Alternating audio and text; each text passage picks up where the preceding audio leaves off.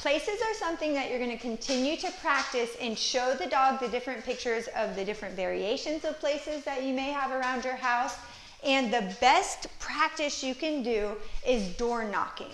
So even if you don't have a stranger or bite squad or whatever at the door at that moment, it's still good to show the dog and continue to practice so that when that moment happens, that the dog is used to and familiar practicing this exercise.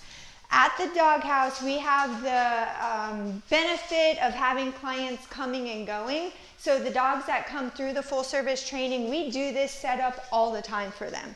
So I'm going to show you two different variations of the place. This is the Kuranda bed. This is just a regular dog cushy bed. Now both of these in this example, these are very nice solid places. The places that are like little mats, like your front door mat, something like that, that is a very advanced, challenging place.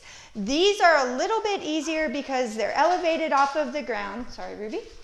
They're elevated off of the ground, and there's a very definitive picture of when the dog is on it and when the dog chooses to get off of it. Even with this bed, it's very cushy. It feels different than the floor. So the dog is able to distinguish, hey, I'm clearly making a choice that I'm going to get off of the bed, as opposed to the dog if it just kind of rolled off of a mat or if it stayed half on, half off. I'm going to give an example of the door knock. So what happens when someone comes to your door is first the sound of the knocking. So that's like the first part of the command. The second part is going to be you guiding the dog over to the place. Now, the dogs that graduate the program, you will have to guide them over and give them some sort of direction. The more you practice this, the more advanced the dog's going to be, and then you won't have to take so many steps to get to the place. So then you could just kind of do more of a directional pointing and not physically walk practically all the way back with the dog. So again, the more you practice this, and if your place command for the door knocking is always in the same spot in your house, then your dog is going to get to a point to where you're like, place, and they go over there. So first things first, door knocking. Ruby, place. Good girl. At this point, it's up to her. No, I get my leash, pop my collar, all the way back onto the place command.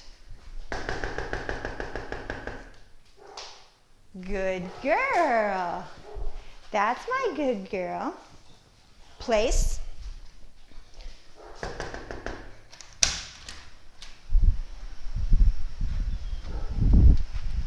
Now when she made the mistake, I marked it with the no word. I took my time to correct her. And I said the word pop because what I want you to do, I want you to visualize the prong collar making a popping motion, right? Because it pinches along the back of the neck. So don't rush to get the dog back onto the place. By doing that, too much is happening and the dog might lose clarity of like, okay, why am I getting corrected again?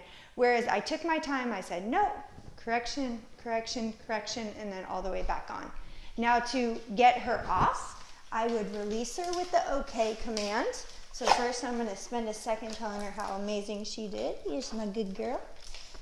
Okay.